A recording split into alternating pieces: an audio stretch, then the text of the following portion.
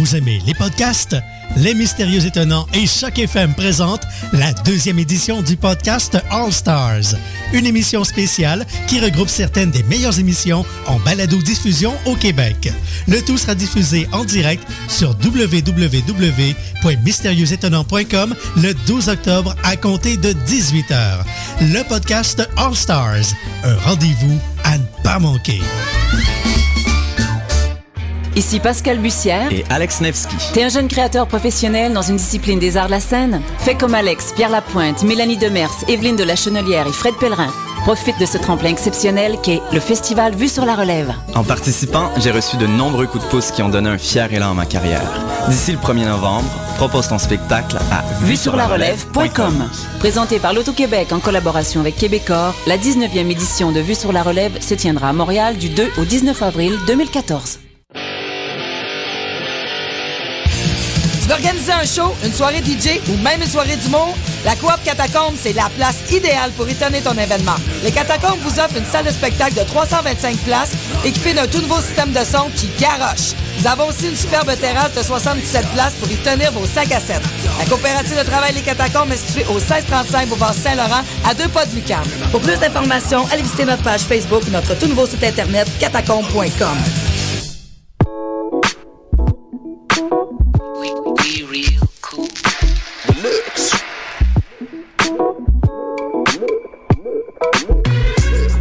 Vous écoutez Choc FM, l'alternative urbaine.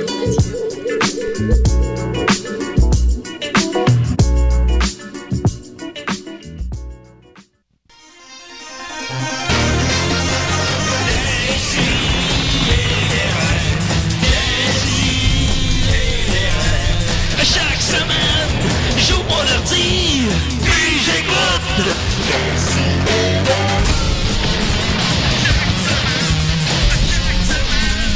Qu'est-ce que t'écoutes? Comment ça, je peux pas le rapporter? Je l'ai lavé, il sent presque plus. Hey! Oh, ils sont en ordre, ok.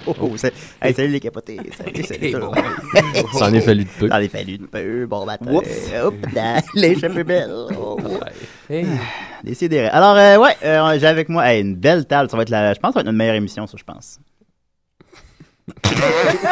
On a avec nous Dominique Mascotte. Dom, ça va? Hey, ça va, certain. À matin, je me suis fait mon fameux sandwich, beurre de cacao, cornichon et cheese whiz. Wark dégueu, je le sais! Ça va être la meilleure émission. Wesh, trop wesh. On se croit en 95. Ensuite de ça, on a la Ramdam. Marianne Desbiens. Oui, c'est moi. Qui est revenue malgré l'émission avec Mathieu Bonin. Comment t'as trouvé ça? Bon, je veux pas en parler. Bon, ben voilà. C'est ça que, absolument, la réaction. Mais faut que t'en parles. On dirait que t'as été comme violé. Ben, c'est ça que je voulais pas dire. Mais bon, ben voilà. Nicolas, malheureusement, est là. Comment il va? Présent. Oui! OK. Quel sujet ça va nous gâcher cette semaine? Ben, le sujet que vous m'avez donné. On t'a donné un sujet? La sécurité. Quand est-ce qu'on t'a donné ça? Il y a 6 ans. La dernière fois que je suis venu. La dernière fois que t'es venu.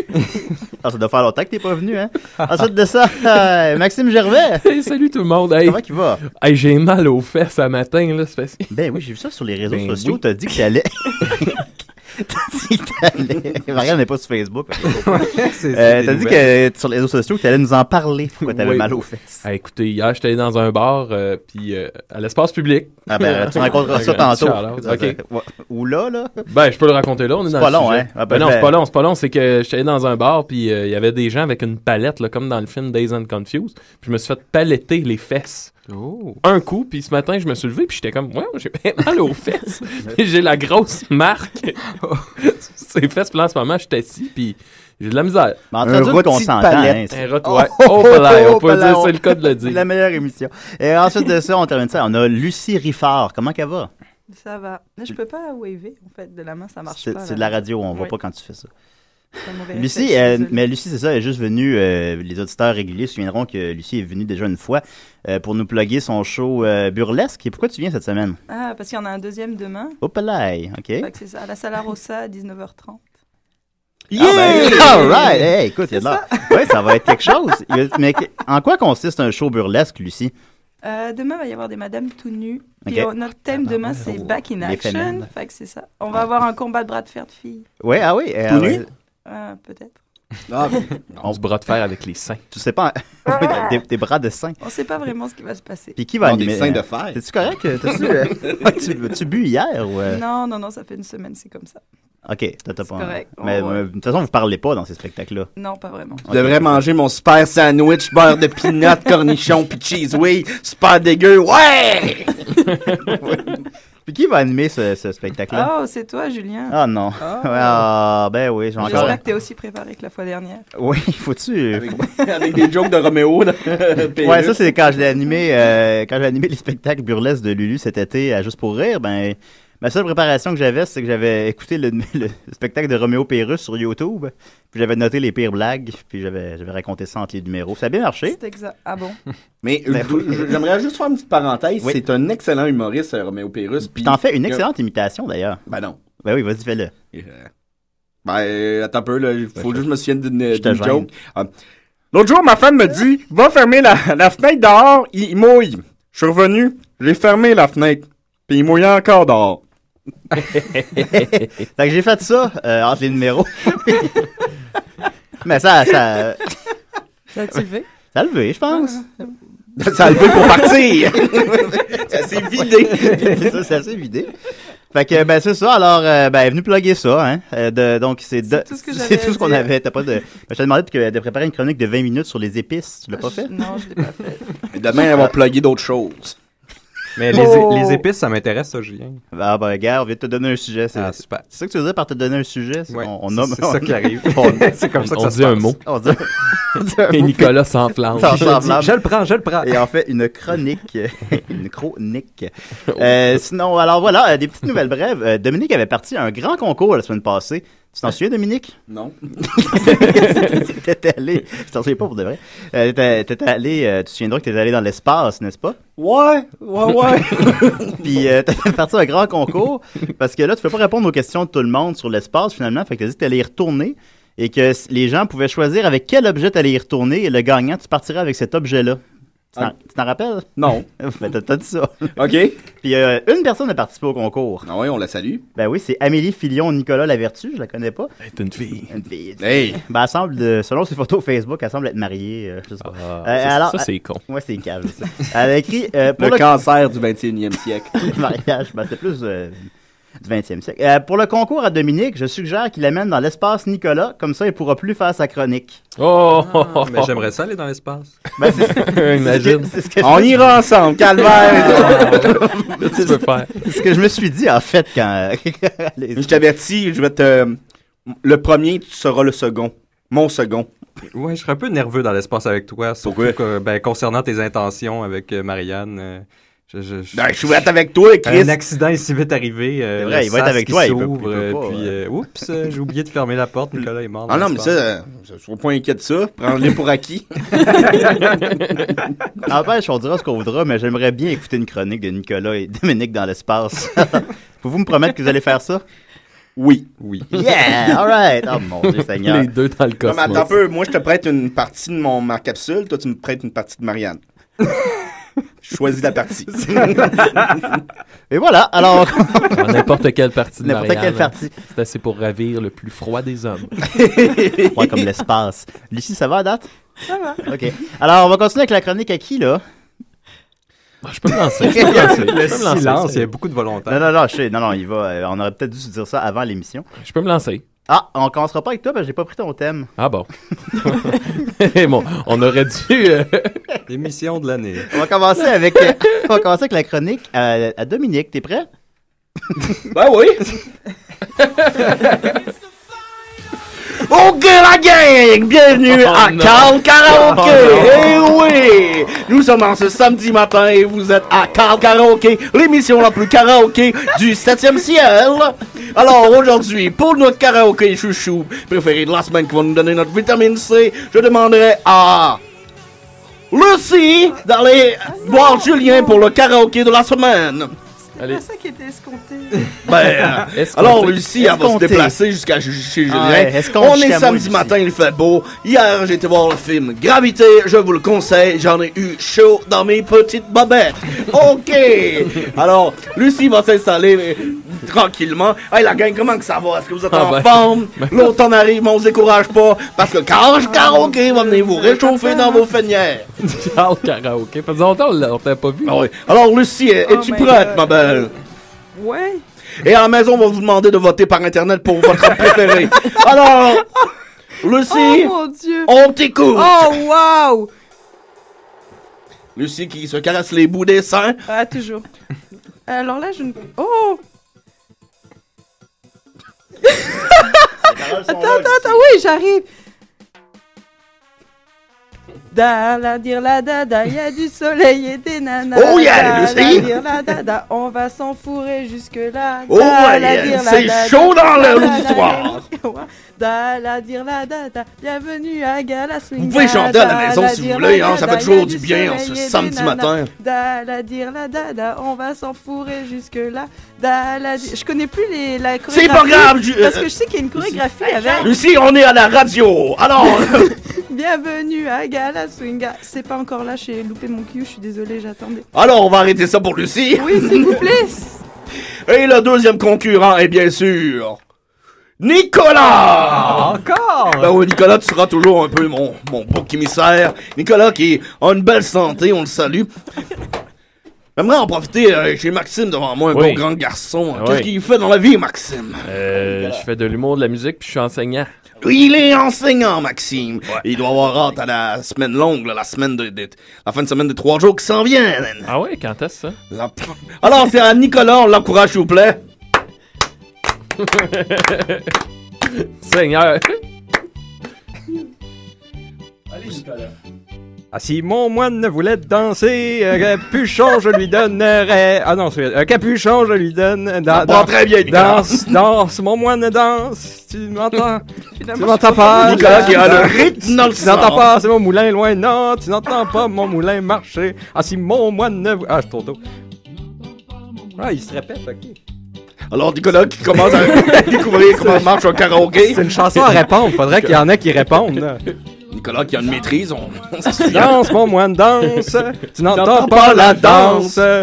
Danse, Tu n'entends pas mon moulin, non là. Tu Ah, n'entends pas mon moulin marcher. Ah, si mon moine voulait danser, un chapelet, je lui donnerais. Ah, si mon moine voulait danser, un meilleure chapelet, émission. je lui donnerais. Un chapelet, je lui Je donnerais. vous rappelle que on chante comme on fait l'amour. Danse, moine, tu n'entends pas la danse. On Tu battra pas n'entends 50 mon sans frontières moulin, avec là. ça. Tu n'entends pas mon moulin marcher. Ok, on arrête Nicolas, s'il vous plaît. Alors voilà, c'est tout comprends pour pas, Carl là. Karaoké de cette semaine. Je vous invite à aller voter sur le site internet de Décideret pour votre meilleure performance. Je prends les commentaires sur Lulu Facebook. et entre Nicolas, s'il vous plaît, soyez francs. Le gagnant va gagner une surprise. Et c'était Carl Karaoké. Je vous dis à la karaoké prochaine. Hey, aïe, aïe. C'est À la un ca- franc succès. À la karaoké prochaine. Hey, je dois dire qu'elle est très confuse, cette chanson-là. C'est pas la chanson qui est confuse. Un moulin qui Écoute, danse, en tout cas, les un votes, moine. les votes s'accumulent. On a déjà un vote pour Nicolas. Oh! Nicolas devrait gagner puisqu'il est sorti de sa zone de confort. Alors, continuez de voter. Vous avez jusqu'à la fin de l'émission et aussi, vous pouvez voter autant de fois que vous voulez. Alors, la même personne peut voter 10 fois si elle le désire. Fait que Julien, mon sketch il est fini, je peux-tu y aller? Non, il faut que tu restes jusqu'à la fin de l'émission. Ok. Alors, je vais aller chercher le thème de Maxime. Ben oui. Ah, ouais. Ben, Moi, ça, j'avais pas mon thème. ben, je sais pas. Je pense La que... boîte à Là, thème, là, qui Julien, m'aime, si on veut battre Soccer sans frontières au prochain gala Choc, il va falloir qu'on goal un peu plus. Oh!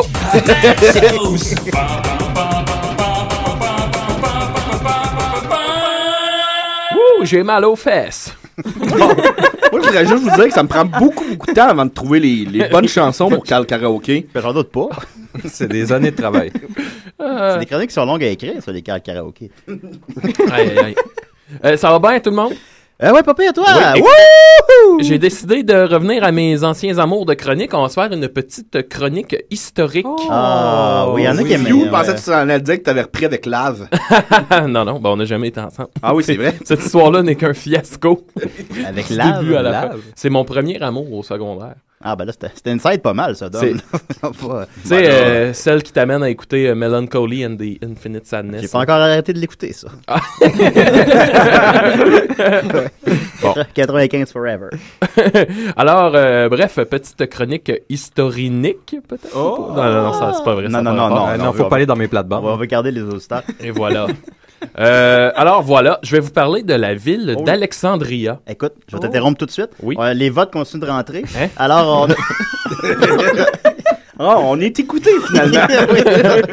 Alors, il y a Rémi qui ajoute 15 votes pour Nicolas et 15 votes pour Lucie. Alors, c'est 16 à 15.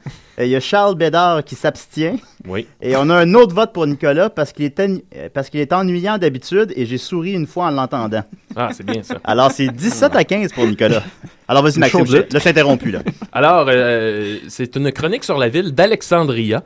Ville pas légendaire dans le sens qu'on ne sait pas si elle a vraiment existé, mais légendaire parce qu'elle fait partie de la légende. Comme les Rolling Stones. Comme les Rolling Stones. On ne sait pas si ont existé, eux autres. Hein? On ne sait pas. On ne sait pas. Sont-ils des hologrammes? Que sont-ils? Alors, voilà, bref, je vais commencer par citer mes sources. Parce que, pour une fois, c'est pas juste Wikipédia. Fait que, non, j'ai écouté, c'est un documentaire sur Netflix qui dure une 50aine de minutes sur la ville d'Alexandria. Fait que ceux qui sont abonnés à Netflix, c'est un court documentaire qui peut être bien intéressant.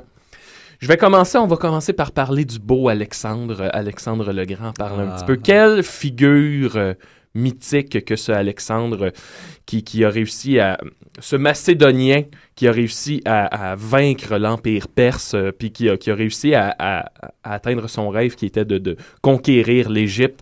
Fait que on va parler un peu d'Alexandre. Ce qu'il faut comprendre avant d'embarquer dans le vif du sujet, c'est que Alexandre le Grand, il y a plusieurs versions du personnage qui existent, entre autres parce que les historiens qui ont écrit son histoire, ils l'ont fait souvent 100 ans après sa mort, même 300 ans, puis là, ça continue encore aujourd'hui. Comme Jésus. Comme Jésus, exactement. Fait qu'il y a plein de versions du personnage et ce qu'on nous dit, c'est libre à toi d'y aller avec la version qui te convient le mieux. Fait que c'est sûr que là, aujourd'hui, on va parler un peu de faits historiques. Oui. C'est ça, qu'on sait que c'est arrivé, mais en même temps, va savoir si c'est vrai. On va peut-être voyager dans le temps un jour. Ben voilà. Peut-être que Dominique est-ce que c'est possible de voyager dans le temps? Tu réponds pas. Ah, ça, monsieur, je peux pas vous le dire, ça, monsieur. Clin d'œil. Ok, vas-y, Maxime. Et voilà, alors, en 356 avant Jésus-Christ, naît Alexandre le Grand de son père Philippe II, l'empereur. Et un jour, Philippe II qui dit à Alexandre... La Macédoine, pas ce qu'on mange, là, l'endroit. C'est trop petit pour toi, va falloir que tu développes un empire. Et c'est ce qu'Alexandre le Grand fera, entre autres pour venger la mort de son père, qui a été tué, si je ne me trompe pas, par les Perses. Alors Alexandre va partir dans une grande conquête, et comme je disais tantôt, il va finir par aller en Égypte. C'était son rêve, parce que pour lui, il entendait toutes les histoires venir de l'Égypte, et il connaissait un peu le mythe, les pharaons, les pyramides, tout ça. Et ça venait vraiment le séduire. Alors, finalement, il arrive en Égypte. Et une chose qu'il faut savoir, c'est qu'Alexandre le Grand, quand il faisait ses conquêtes, au lieu de juste rentrer dans le tas, dire aux gens, vous allez prendre nos religions, notre coutume, lui, il était assez ouvert. Fait qu'il permettait aux gens, toujours selon ce qu'on en dit aujourd'hui, il permettait aux gens de conserver leur culture. Puis en fait, ce qu'il faisait, c'était un métissage avec la culture grecque. Fait que quand il est arrivé en Égypte, au lieu d'arriver comme au-dessus des Égyptiens, il est arrivé comme en s'intéressant vraiment à leur culture. Fait que là, il faisait des sorties publiques, il arrivait. Puis là, les gens, il l'initiaient à la culture. Puis lui, il était comme super intéressé. Fait que les Égyptiens, au bout du compte, ils étaient comme contents que Alexandre le Grand soit rentré en Égypte. Ouais. Donc, ça s'est bien fait, son arrivée en Égypte, ça s'est super bien fait au beau Alexandre. Et c'est comme ça qu'en moins 331, il a fondé la ville d'Alexandrie, qui se voulait, c'était sur l'île de Phalos.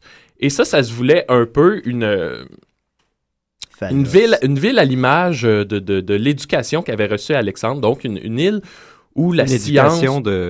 d'Aristote, c'est ça. C'était vraiment une ville selon les valeurs du beau Aristote. Oui.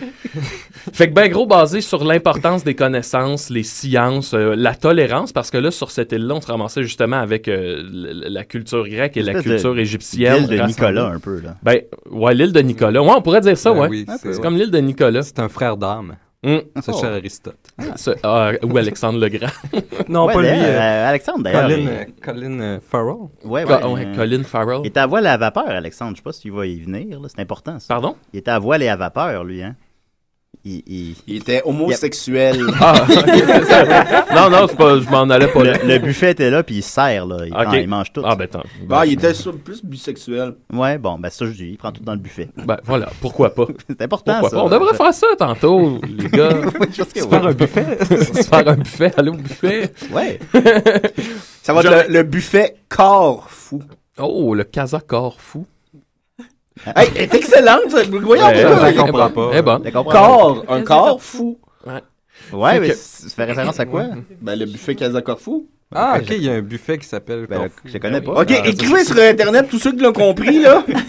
Écrivez. D'ailleurs, pendant qu'on y est, Lucie a un vote de plus parce que semble-t-il qu'elle se touche les seins. Fait que voilà, alors qu'est-ce que t'en penses, Lucie? Tout le temps. C'est 17-16 pour Nicolas. Continue, Maxime. Ben oui, fait que là, bref, Alexandre le Grand veut bâtir une ville à l'image de l'éducation qu'il a reçue de son ami Aristote, donc basée beaucoup sur la connaissance, la science et tout ça, et le métissage. Ce qui va fonctionner, en effet, fait qu'on va voir vraiment sur cette île-là plein de domaines scientifiques s'épanouir. Entre autres, il y a l'histoire de Hypatie en français, qui, elle, était d'une femme, une scientifique, et elle va perfectionner un instrument qui a révolutionné la vie à cette époque-là, qui est l'astrolabe. Fait qu'elle va étudier beaucoup le mouvement des astres et designer cet astrolabe-là. Et dans le documentaire Alexandria, là, sur Netflix, on dit de l'astrolabe qu'à l'époque, ça a eu le même impact, mettons, qu'un iPod. Les gens se promenaient avec leur astrolabe. C'était comme l'objet qui pouvait à peu près tout faire, comme, tu sais, t'indiquer quel jour tu es, t'indiquer à quelle heure qui est, blablabla. Oui. Fait qu'à l'époque, c'était comme un objet révolutionnaire. Donc, elle a fait ça. Il y a également un gars qui s'appelait Galen, qui était... comment on pourrait appeler ça? Gannon? Pas Gannon, non, Galen. Galen, appelons-le Galen. En fait, lui, il étudiait le cerveau, puis il a complètement révolutionné la conception qu'on avait du cerveau. Entre autres, ton bon Aristote, lui, disait que le cerveau, c'était probablement le radiateur du cœur, donc qui permettait de refroidir le cœur. Et Galen, lui, ce qu'il a fait, il a compris que non, le cerveau était probablement plus important que ça. Il étudiait, entre autres, des cerveaux de chiens. Puis là, il regardait ça, puis il se disait, juste à l'œil, tu peux dire que c'est plus complexe qu'un simple radiateur. Oui. Ben oui, c'est comme ça. Puis, pourquoi, en fait, lui... Moi, ça existait des radiateurs à l'époque? Comment? Non, mais... non. Ben, je sais pas, peut-être. C'est comme ça qu'ils ont inventé les radiateurs. Nicolas, est-ce que les radiateurs existaient à l'époque? Ben, les plumes, c'est des radiateurs naturels. Ah, merci, Nicolas. Hey, ce gars-là, là. Mais bref, pourquoi est-ce que Galen est allé étudier le cerveau en Égypte? C'est parce que en Égypte, contrairement, mettons, au restant de l'Europe, on n'avait pas cette espèce de tabou-là envers le corps humain, surtout après la mort, là. Entre autres, ben, ne serait-ce que la momification, c'est un rituel où on va toucher le corps lorsqu'il est décédé. En Europe, on n'était pas friand de ça, tandis qu'en Égypte, c'était comme bien cool avec ça. Fait que Galen, lui, il était comme libre de faire ses expériences comme il voulait. Ensuite de ça, la mythique bibliothèque d'Alexandrie, où on a essayé de rassembler tous les documents écrits qui existaient dans le monde. Entre autres, leur technique, c'était souvent, admettons là, que là, tu sais qu'il y a un texte sacré qui est, je sais pas moi, à Athènes. Oui. Ben là, il s'en allait à Athènes. Puis là, il disait, on aimerait ça vous emprunter votre texte pour pouvoir le copier puis avoir une version bien à nous. Puis finalement, il faisait juste pas le ramener. Ah. Fait que, c'est comme moi avec la bibliothèque. Ben c'est ça. Finalement, tu ramènes pas tes livres puis il est à toi. J'imagine que c'est comme ça. Fait que la bibliothèque va bien. Fait que finalement, ce qui est arrivé à Alexandrie, c'est vraiment comme l'utopie totale, là, basée sur la science, la tolérance beaucoup. Entre autres, là-bas, pour montrer à quel point ça a fonctionné, aujourd'hui, il reste à peu près plus rien de la ville d'Alexandrie. Si tu vas te promener là-bas. Sauf qu'ils ont découvert des vieilles tombes de familles probablement riches. Puis ce que tu vois, c'est les pélados. Puis ce que tu vois, c'est des statues sur lesquelles, mettons, tu vas avoir, je sais pas, une statue avec la tête d'Anubis, mais un corps grec. Fait que c'est vraiment le mix des cultures, puis ça a super bien fonctionné, jusqu'à temps que les chrétiens arrivent. Qu'est-ce qu'ils ont? Ils ont fait de quoi de bon, eux autres? Les crétins! Oh, il a dominé! Il est allé là. Il est allé. Ben oui, quand les chrétiens sont arrivés, déjà en partant, ça pouvait pas fonctionner. Les chrétiens, monothéistes, et là, ils étaient devant cette espèce de métissage-là de plusieurs religions polythéistes. Fait que les chrétiens, ça n'a pas fonctionné. Et plus ça allait, plus ils ont pris de l'importance. Jusqu'à temps, entre autres, là, il y a eu le méchant Cyril. Tantôt, je vous parlais... Cyril Riptus? Ouais. Ah, ouais. Le Cyril Riptus de l'époque. Cyril Riptus. Fait que, un moment donné, t'as Hypatie, celle qui avait designé l'astrolabe dont je vous parlais. Ben, le méchant Cyril, lui, s'est mis comme à faire pas des prophéties, à faire des discours comme quoi Hypatie était probablement une sorcière parce qu'elle étudiait le soleil. Fait que finalement, les gens, qu'est-ce qu'ils ont fait à Hypatie? Les chrétiens, ben, ils ont amené Hypatie, ils l'ont déshabillée sur la place publique, ils ont pris des tessons de verre puis ils l'ont tué comme ça, à coups de lambeaux de chair. Ça prend beaucoup de coups, ça, pour tuer quelqu'un comme ça. Oui, semble-t-il. Ça a l'air que c'est pas une mort agréable. Non. Fait que finalement, après ça, les chrétiens ont démoli la bibliothèque parce que le savoir, évidemment, c'était dangereux pour leur religion. Les nazis aussi, ils pensaient ça. Ben oui, fait que finalement, les chrétiens ont comme tout détruit la ville. Toute cette belle le film utopie. Agora, c'est tiré de... J'ai aucune idée, je sais pas. Ah, ok. Ça n'a pas marché au box-office. Parce qu'il y avait un film, c'était ça. Oui, ah oui? ça. C'était ça? C'est Alexandrie, oui. Puis tu suis Hypatie tout le long, Ah ouais? qui est joué par Rachel Weisz. Mon Dieu, c'est un bon réalisateur qui avait fait ça. C'était pas le réalisateur qui avait fait les autres. Puis, je vais aller voir s'il y a de l'information sur Internet. Internet. Combien au box-office, Julien? Ben, je pense, je me souviens bien, ça a coûté 80 millions, puis ça en a fait un. C'est genre le film espagnol le plus... c'est espagnol. Maxime, continue, puis je vais me renseigner sur Agora pendant Ben, en fait, tout ça pour dire, écoute, mon histoire finit mal. Tout ça pour dire que on avait quelque chose de très beau entre les mains qui pouvait être comparable au peuple des Navis dans Avatar. on avait ça? On avait ça, et quand les chrétiens sont arrivés, ça a tout chié. Si, Bolac. Hein. Mais oui, toi, oui, t'as de quoi dire? As-tu vu le film Alexandre d'Oliver Stone? Non, j'ai pas vu. Okay, j'aurais aimé ça, savoir ton opinion après, si le film était bien... Ben, Julien, ça t'a pris plusieurs tentatives pour l'écouter, ce film. Alexander, je pense que tu mélanges avec coach. C'est ça? C'était ton film de sommeil pendant des années quand tu étais complètement à oublié Montréal. ça, c'est vrai. Quand j'habitais avec Nicolas, je me couchais Non, en écoutant... avant ça, quand tu habitais sur Saint-Denis, tu mettais Alexandre, tu te couchais et après 5 minutes, il s'endormait. Ah ouais, c'est vrai, j'avais oublié ça.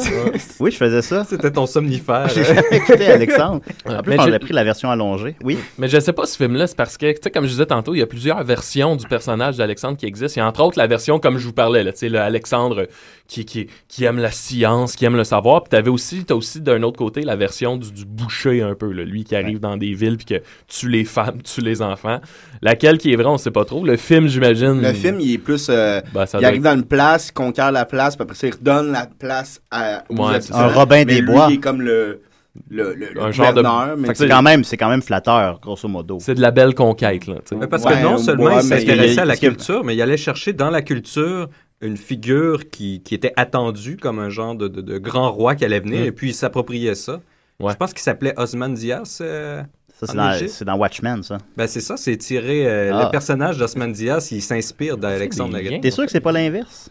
Ah, peut-être. Ben, Watchmen, ça a été écrit récemment. Là. Ah, bon. Ben, bref. Puis ce qui est intéressant... Est-ce qu'il y a des belles conquêtes? Oh, excuse-moi, vas-y. Ben, c'est un peu là que je m'en allais. Oui. Rendu à un certain point, quand le personnage d'Alexandre le Grand a été si tu veux, installé, évidemment, sa légende... Se répandait comme une traînée de poudre. J'ai bien utilisé l'expression. Oui. Ce qui fait que rendu à un certain point, quand Alexandre arrivait avec son armée devant une armée ennemie, ben ça arrivait souvent que l'armée se sauvait parce qu'il arrivait devant l'armée d'Alexandre puis il faisait oh non. Il choquait. Oui. Puis si on parle de belles conquêtes, bon, peut-être que ça en fait partie. Peut-être, mais peut-être. Moi, ça me rappelle un peu les fusions municipales. Rapproche ton micro, t'es loin de ton micro, Dominique. Ça me rappelle les fusions municipales. Tu peux aussi avancer ton micro, comme tu veux. Qu'est-ce que j'avais dit que ça avait coûté puis que ça a fait au box-office, Agora? 80 millions puis ça avait fait 1 million. Ça a coûté 70 millions, ça a fait 700 000 $. Aïe. Ah, c'est pas mal ce que j'ai dit. C'est qui le réalisateur? Parle dans ton micro. C'est qui le réalisateur? C'est Alejandro Amenabar qui a fait effectivement The Sea Inside et The Others. Qui sont des très bons films. The Sea Inside, c'est un film sur voyons, comment on appelle ça? Vouloir mourir. Mais pas le suicide, là. L'euthanasie. L'euthanasie. C'est un excellent, beau pamphlet sur l'euthanasie. Je vous le conseille à tout le monde. Ouais. La mère intérieure. Comment tu le trouves, cet homme-là, Lucie? Papier. Ben voilà, alors c'était la chronique à Maxime. Elle le trouve dans le club vidéo. On continue avec les chiens et le risque de l'habitude à décider. Salut, c'est les Dion, on aime bien gros écouter des CD.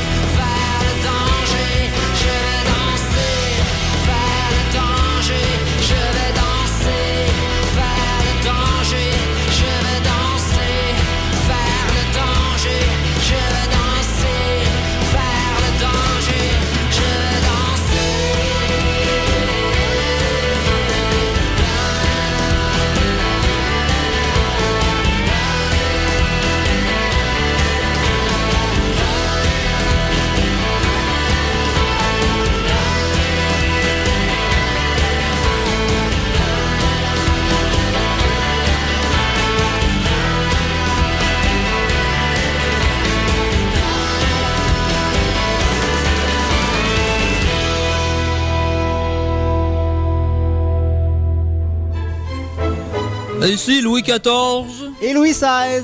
Et on écoute des Si et de Ré.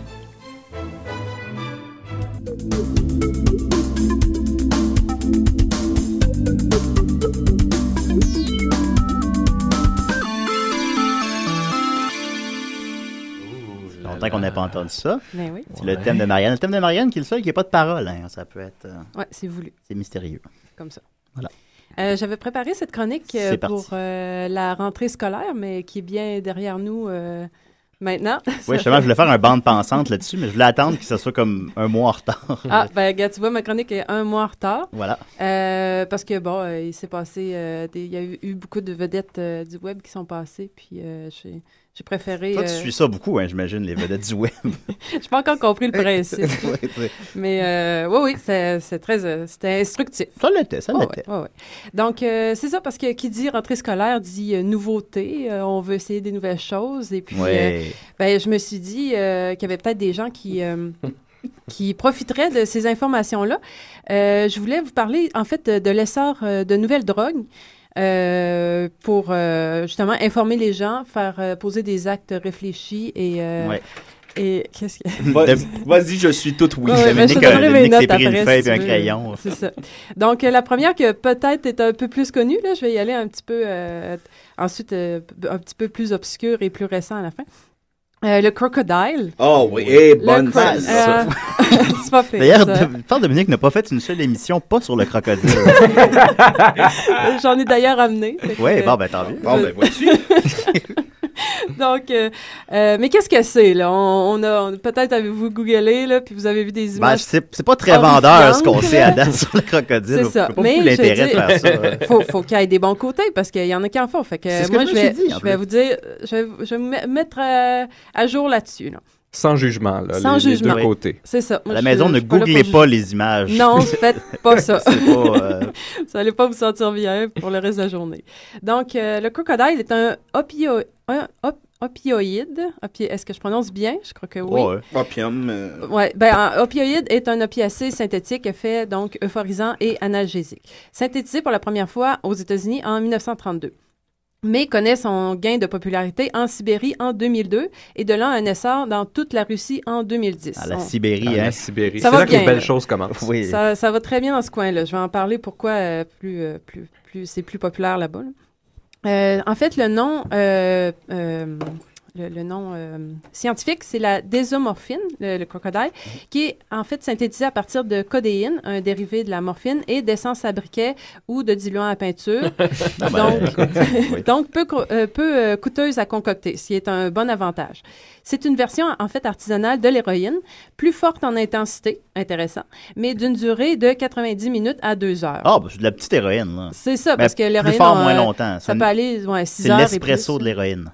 Exactement. Ça, puis on même, j'aime ça. Ça, moi. Ça prend une demi-heure à cooker, puis tu sais, t'es parti pour 90 minutes. Tu sais, des fois, t'as juste 2 heures, il faut que t'ailles travailler. Puis... Ben, ça c'est un choix de radio un bon choix. Ouais, c'est ça.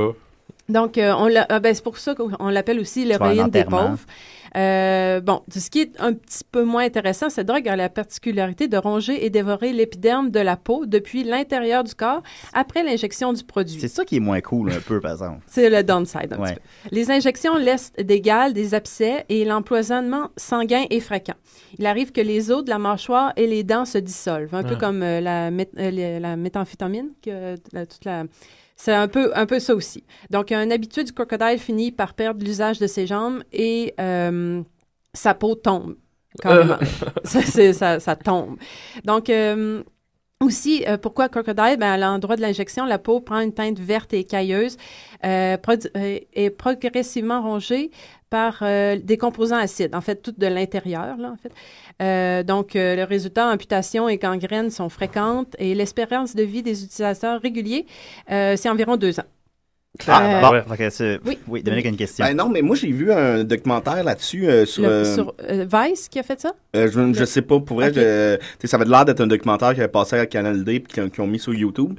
Je sais pas si tu parles de la difficulté des policiers à arrêter. Tu t'en parles-tu? Non. En fait, j'ai pas vu le documentaire parce que j'étais pas prête moralement à voir ça. J'ai vu des images puis ça avait l'air terrible. Ça, c'était Vice qui avait fait ça dans la ville de Novokunsk.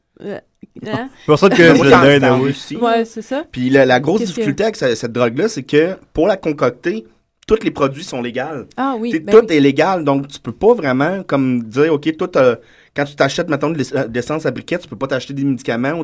Fait que c'est ça la grosse difficulté. Tu peux pas vraiment rendre ça illégal. Ouais. Puis la codéine est en vente libre aussi en Russie. C'est très facile. Puis souvent, en tout cas, dans ce documentaire-là, j'ai vu un peu un résumé. Puis tu peux t'en acheter là, des caisses, puis ils diront rien. Ils savent que c'est exactement pour ça, mais il n'y a aucune législation. Donc, c'est ça. Donc, voilà, pour ceux que ça intéresse, c'est... peut-être pour ça qu'il est perdu là-bas. Le documentaire, en tout cas... Il y en a de la chair à perdre. Bordel, j'ai la peau d'un amphibien, moi. Je ne suis pas un crapaud. Hein? J'ai joué dans Mon père, ce héros version française et américaine. Dans les 102 Dalmatiens aussi. Ah oui, c'est vrai. Faites beaucoup de films. Bon. Donc, en fait, le titre du documentaire réalisé par Vice, c'est Sibérie, des larmes de crocodile. Si ça vous tente de vous sentir vraiment pas bien en dedans, allez-y. C'est ça. Donc, en fait, ce qu'il dit aussi là-dedans, là, c'est que toute la Sibérie est vraiment aux prises avec une épidémie d'héroïne depuis vraiment... depuis un bon bout. 21% de l'héroïne mondiale est consommée là-bas en Russie. 21%? 21%, oui.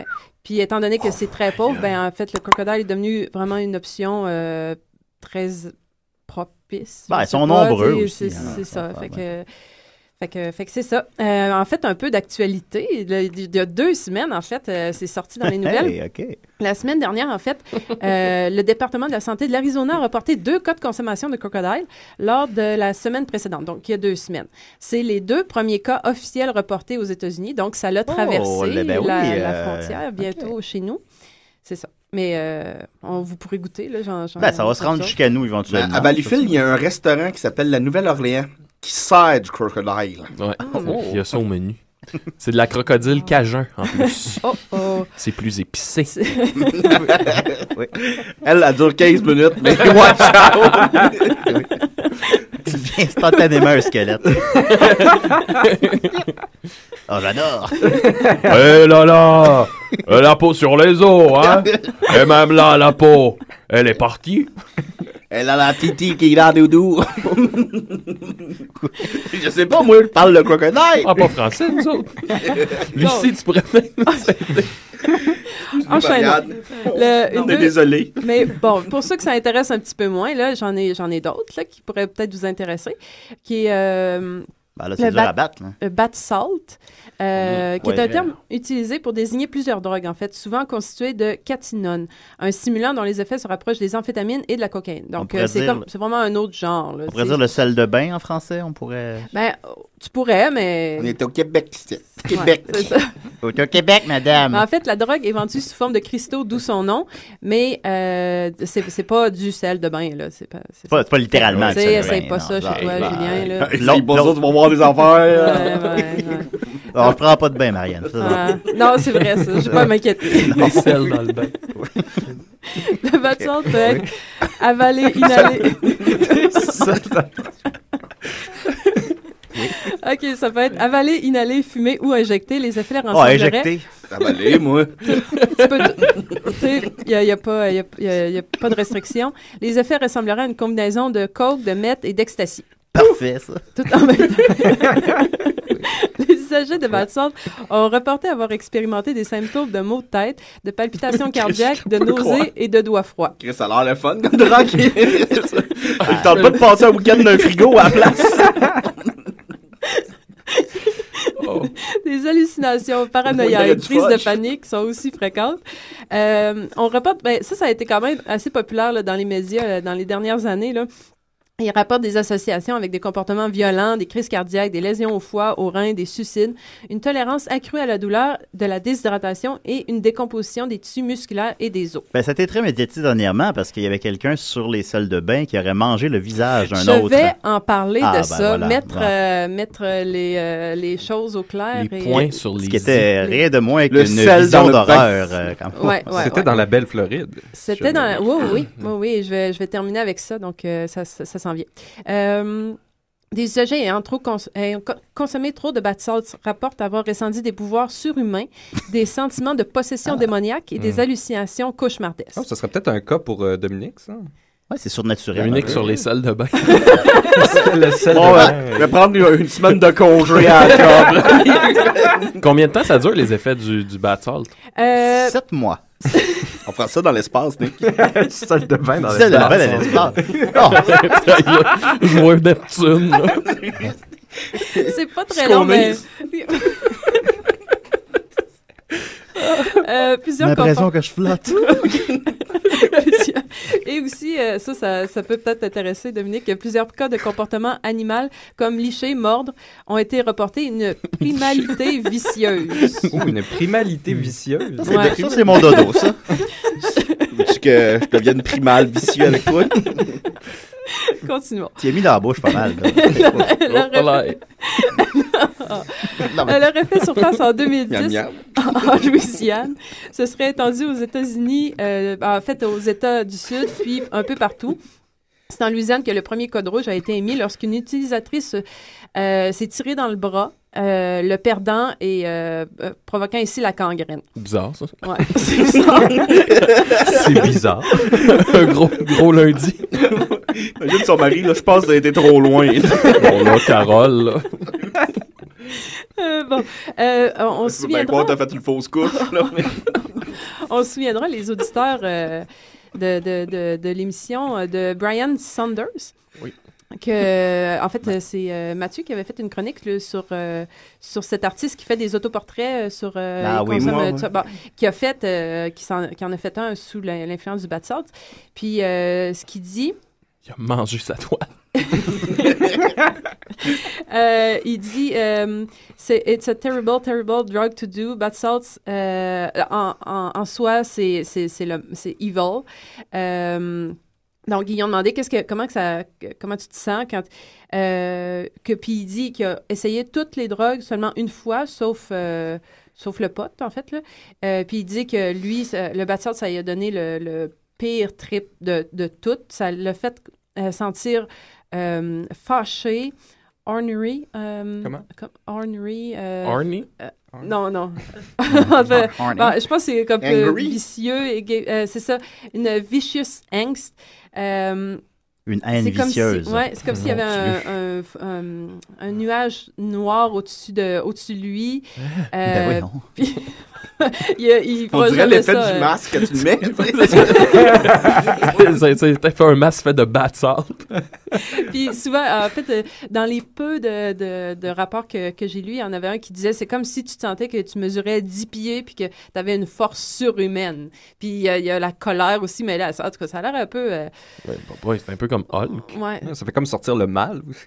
Ouais, c'est ça. Fait que c'est pour ça que la police aussi met beaucoup de cas là-dessus qui n'a pas lieu d'être, ce qui fait le lien avec cette fameuse histoire de Rudy Eugene qui a été surnommé le zombie de Miami. Je raconterai pas cette histoire-là, vous le lirez vous-même, là, c'est un peu dégueu. Là. Ben, il était nu en train de manger un visage. Bon, c'est ça. Bon, voilà, bravo, Nicolas. Voilà, je voulais garder ça. Franchement, Nicolas. Faut pas oublier que Nicolas a une maîtrise en philosophie, donc il sait parler aux gens. Oui. On va dire les vraies affaires. Donc, les autorités, c'est ça, parce que c'est souvent les gens qui prennent du bath salt, ils se retrouvent souvent nus, puis là, ils ont des comportements animaux, fait que ça fait un peu bizarre, mais c'est parce que la température du corps s'élève vraiment beaucoup, puis ils finissent par enlever leur linge. Puis en tout cas, dans ce cas-ci, ils étaient nus, puis les autorités, les médias en général, ont tout de suite mis ça sous l'effet que M. Eugène était sous l'effet du bath salt. On les préjugés. Ce qui est complètement faux. Et ça a vraiment pas été beaucoup mis dans les médias. C'est vraiment, j'ai vraiment en cherchant qu'il avait pris de la marijuana. C'est tout. Il y a aucune influence du bath salt. Donc, c'était un peu les zombies fument du pot. Mais oui. Voilà. Fait que le pot peut mener à manger les visages des Eugène autres. était très stable mentalement. Ah oui, si ça vous intéresse, vous lirez la... Dans le fond, c'est à la portée de tous, finalement. Comme divorcé, truc. Je pense qu'il a comme mal géré beaucoup d'effets cancers. Mal géré.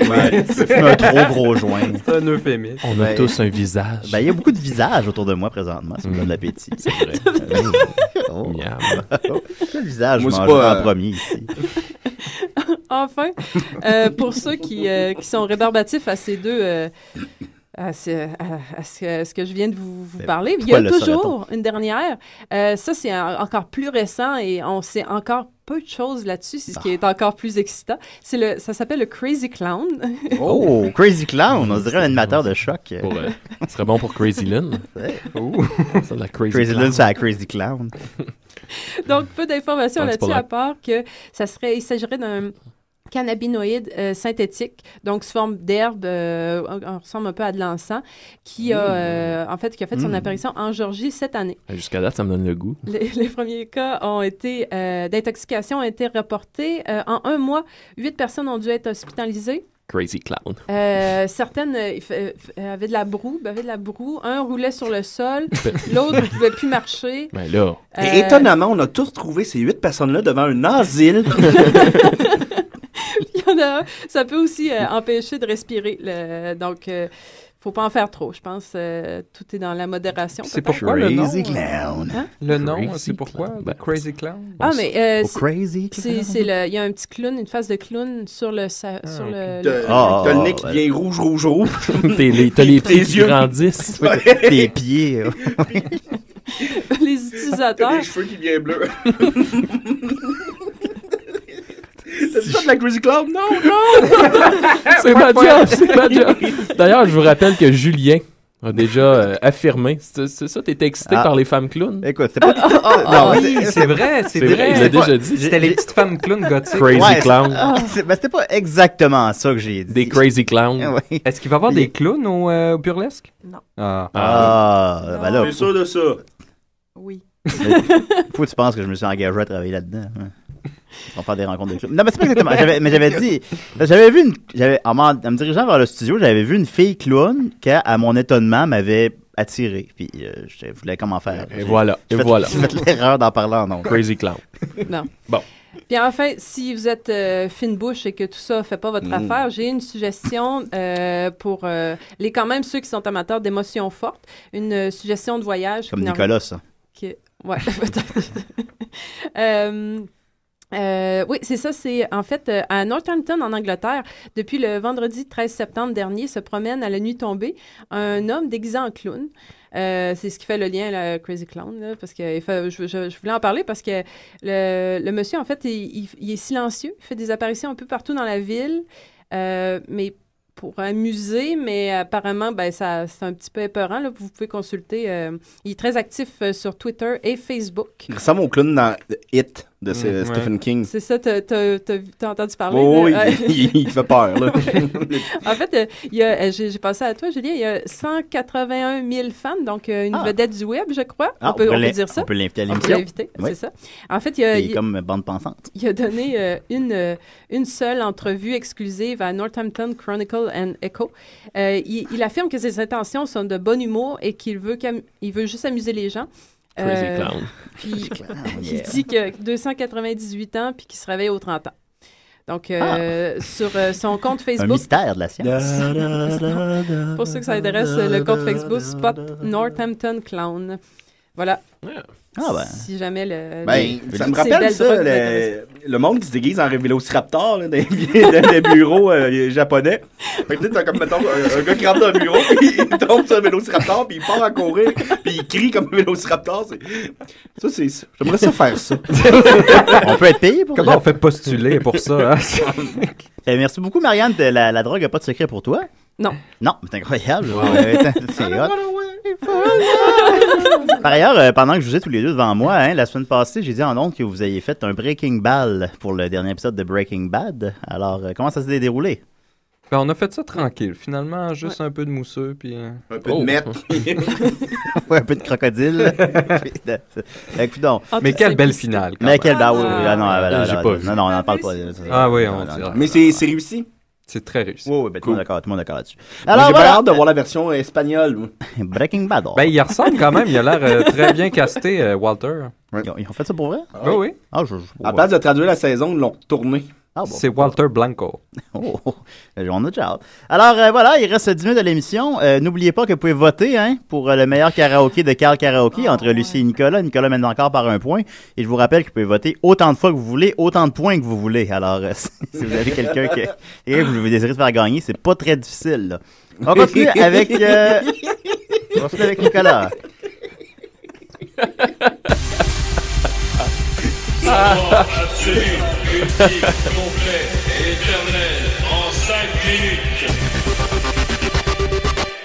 Bon, là, ça va être vraiment être en 5 minutes réellement. T'as 8 minutes, là. Alors, quoi? Je l'ai pas, On m'avait demandé la sécurité et je me suis rendu compte... On t'a pas demandé ça. Écoutez, réécoutez les émissions, vous allez voir, vous m'avez demandé ça. J'ai une vie sexuelle. Quand je réécoute les émissions, je skip tes bouts.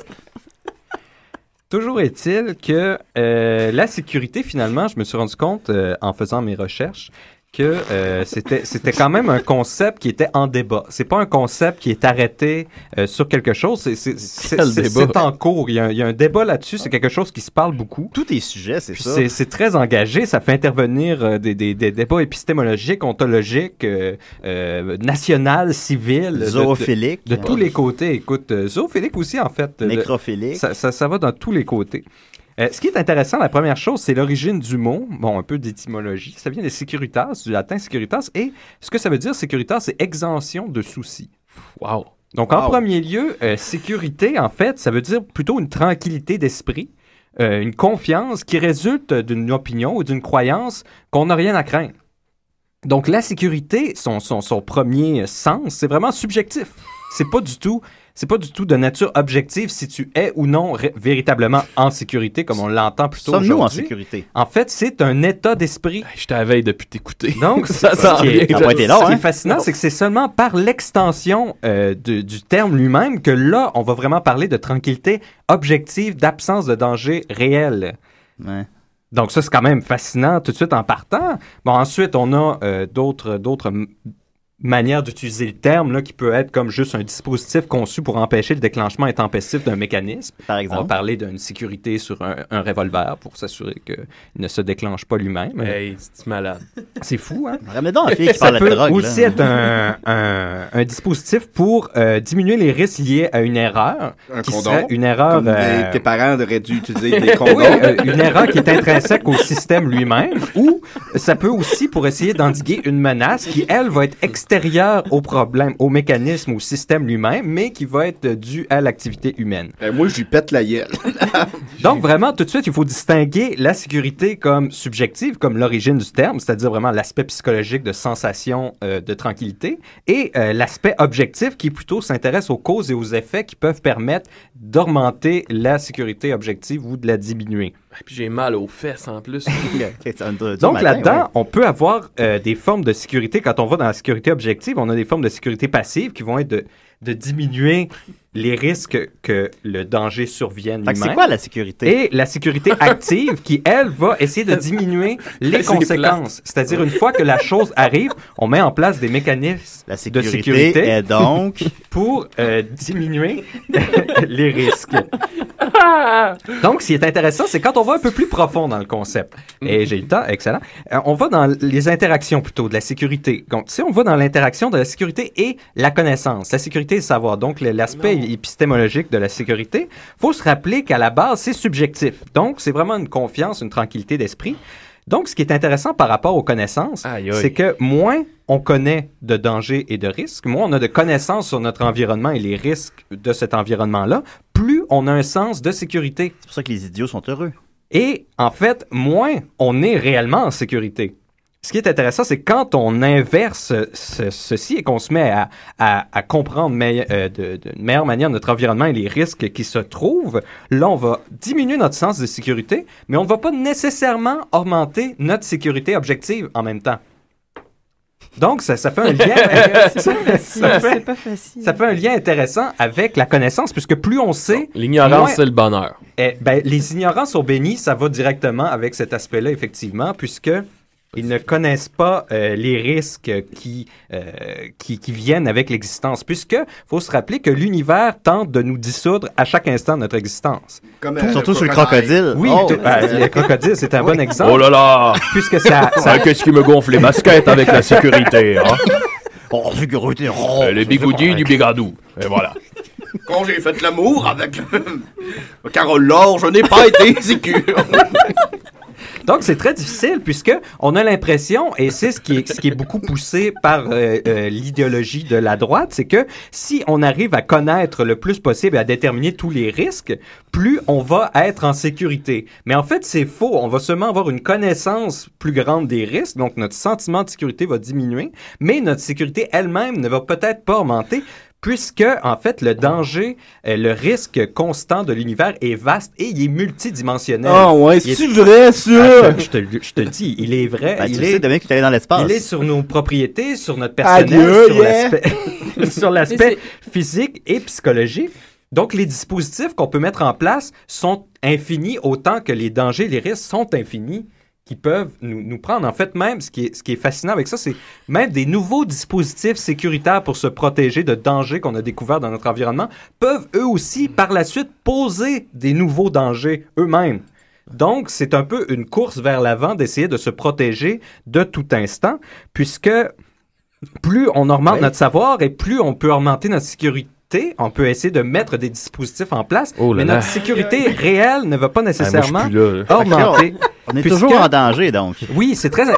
Oui, exactement, Julien, très bien. C'est qu'on habite dans le devenir. Et le devenir, c'est une série de risques, en fait, puisque ça nous ramène un peu à l'ontologie. Et comme Heidegger le disait, on est des êtres qui sont voués à la mort. Donc, on est vraiment pris entre deux états. On est toujours dans le devenir, on n'est jamais dans le stable. Et puisqu'on est toujours dans le devenir et jamais dans le stable, c'est impossible de maintenir un état stable. Et Heidegger, il a demandé que tu arrêtes de le citer. Là. La sécurité, c'est un peu ça, c'est maintenir artificiellement un état.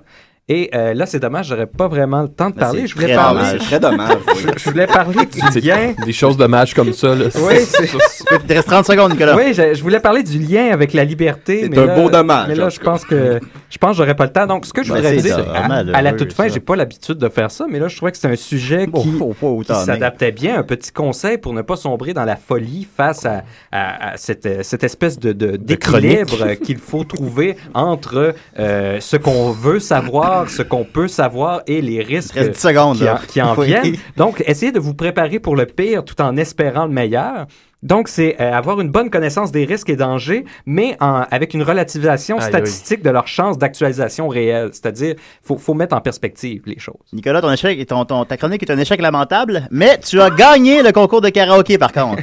Bravo, Nicolas. T'as enfin, effectivement, battu Lucie de 1 point. Merci beaucoup, Lucie. Le spectacle, c'est demain. On va aller voir ça. Hein. C'est qui l'anime déjà? Julien. Voilà. Alors, Maxime, comment ça va? Merci beaucoup. Merci Dominique. Merci Marianne. Venez la semaine prochaine. Moi, je pète la gueule, Nick.